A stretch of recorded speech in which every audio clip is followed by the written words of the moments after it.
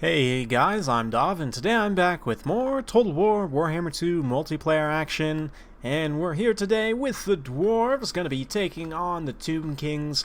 This is the first replay that I'll be casting from Shadow's YouTuber tournament that he is hosting once again. For those of you guys unfamiliar, Shadow Online Gaming, a pillar of the community, is hosting another YouTuber tournament, so I'll be facing off against another of other community content creators, and today I am taking on one Monsters Abound. So having a look at his channel here, it looks like he's primarily a campaign player, plays both Three Kingdoms. He's got Total War Warhammer, looks like 40k Mechanicus. I believe that's the 40k Civ-like game as well. So anyway, go ahead and check out his channel. I'll have a link to it down below. Dwarves versus Tomb Kings out here in the desert today. My build, of course, is going to be led by Ungrim Iron Fist. We've got Dragonback Slayers and a couple of regular Slayers, a couple of cannons, or just the one cannon, and a Gyro Bomber. We've got 3 Thunderers, a bunch of Dwarf Warriors, and Miners up front. As for my opponent's build, he's gone with a very Cav-centric Tomb Kings build, which is very interesting here. Monsters abound indeed.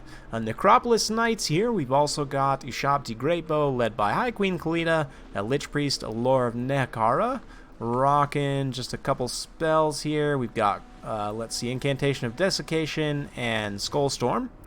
Over here we've got a whole bunch of cavalry as well, moving in for the kills, some Nehekara horsemen, and a whole bunch of skeleton chariots as well. Man, just all the Tomb King chariots. So we're going to zoom in for a nice cinematic shot as the cannonballs start to fly in here on these chariots, doing some good damage so far. The bomber comes forward as well to start unleashing the main gun on this formation of chariots here. And yeah, so far only the one chariot has actually been brought down. Most of these unit models still online, but some serious HP damage. This unit now starting to drop a few different models of chariots. Meanwhile, Nehekara horsemen charging from the downhill here. Gonna have a hard time going through Dwarf Warriors. They'll actually do very well against Miners, though, because Miners are just absolutely terrible in every way, except for their armor and the blasting charges, of course. But yeah, you can see Ungrim just kind of screening here. The Slayers, again, just kind of moving into a protected position.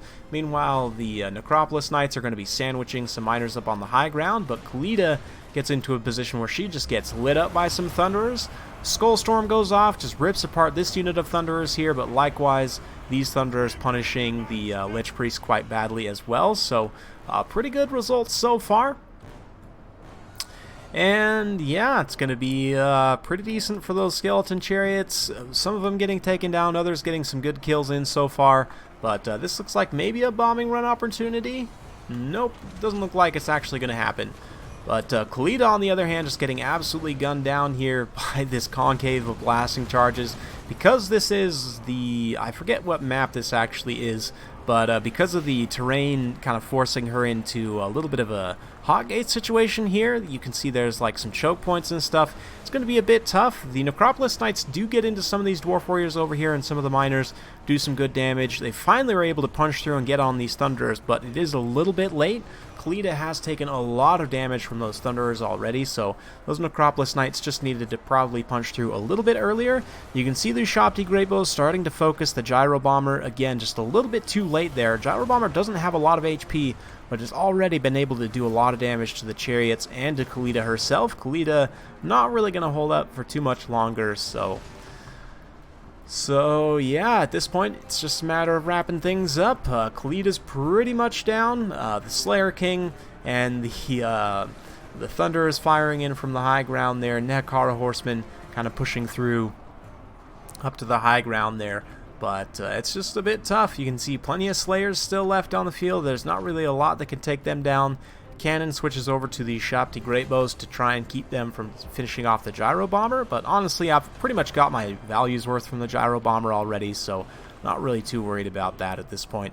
Yeah, gets routed off, but that's okay. The rest of the Tomb King forces are just about to crumble, and they do start to disintegrate there. So, well played to Monsters Abound. I want to say that he's not super experienced playing in multiplayer tournaments, so pretty decent play, all things considered, you know, considering the map and the situation that he was thrown into there. But yeah, fun stuff. Always nice to see kind of a cinematic battle, two thematic factions on the right map, duking it out, and yeah, cannons blowing up chariots. I know plenty of Dawi fans will be happy to have watched that. The gyro bomber as well kind of showed its strength and weakness here. If monsters had been able to focus a little bit earlier on with the Ushabtis, they did have a bit of a hard time getting a clear shot on it at first, but if they had been able to focus a little bit earlier on in the battle, they might have been able to finish off the gyro bomber before it did too much damage. But I mean, granted, most people don't really think like, oh no, it's a gyro bomber, I should worry about it, right? But yeah, just being a little bit more aggressive, punching through there with Khalida and the Necropolis Knights especially. If he had been able to get them on top of the Thunderers and shut them down very quickly, chase them off the field, and then, you know, kind of use Khalida a little bit differently there, maybe it would have turned out better. Some of you guys may have seen recently the video I did with Reptile King, where I was playing the Tomb Kings against his dwarves, and I had kind of a mixed Ushabti and Tomb Scorpion list that actually didn't bring many chariots. And, you know, people say like, oh, chariots are good against the dwarves, which I absolutely agree, they are. But honestly, the Tomb King's chariots kind of aren't. And for the reason that showed pretty well in this replay, you guys saw in that kind of in one of those opening shots there where they were sort of moving across the open field and the cannon was shooting into them. Because they have a full 9 unit models, they have a much larger footprint than a normal unit of chariots. You know, they have like a much larger hitbox, so they're much more likely to get hit, right? By chariots, or sorry, by cannons, especially by cannon type artillery, but by anything really, just because there are more targets to hit, right? They take up a bigger space on the battlefield. So for that reason, I'm not the biggest fan of the skeleton chariots against the dwarves, believe it or not. I think that they actually work better in other matchups. Also, the fact that there's 9 unit models means that you often run into situations, especially if you're taking like mass amounts of chariots, where they sort of get into like bumper cars with each other and they don't always necessarily pull through super effectively, and it can be hard to accelerate sometimes. So while, you know, it makes sense on paper to take massed skeleton chariots against the dwarves, I actually think that because they have more unit models, whereas normally that's an advantage because they do more damage, against a faction like the dwarves, it actually can be a hindrance because they will take more damage. They're much easier to hit with missiles. So on the flip side of that, you guys saw me take in the build the other day lots of Ushabti. Ushabti as monstrous infantry do plenty of armor piercing anti-infantry, very good in this matchup. Likewise, the Tomb Scorpions are cheap.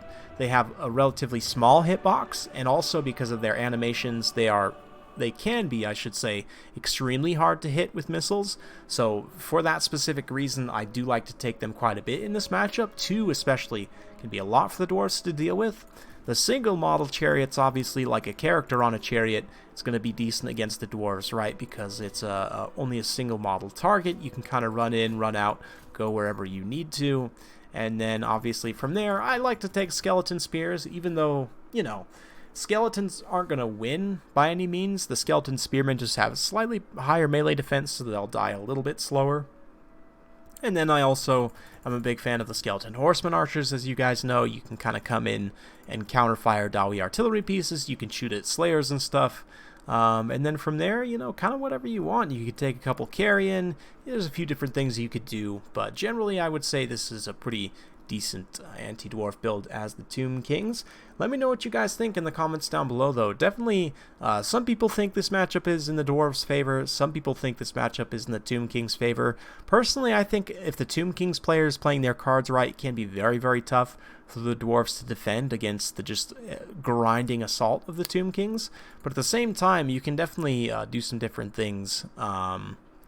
It is worth noting that with Arcan, you definitely want to take both of his items, so I'd probably come in here and cut the 1 carrion for both of those items, maybe take something like that. I think this is actually exactly 1-for-1 the build that I had the other day, but you could always come in here as well. The Curse, probably not really worth taking. If Arcan's taken that much damage, then you're already in trouble, and it's, you know, it's not something you can super rely on, right? So it may be worth allocating those 50 points elsewhere, or, you know, maybe you just take it because, hey, you've got the extra 50 points. But once again, big thanks to Monsters Abound, and be sure to check out Shadow Online Gaming as well. I'll have a link to his channel, of course. If you want to check out all the tournament games, be sure to sort of check in there as your hub. So a big thanks once again to Monsters Abound and to Shadow. Thank you for watching. If you do like this sort of content, be sure to like, subscribe, hit that bell notification so every time I upload a new video, you'll be notified. Thanks again for watching, and we'll see you next time.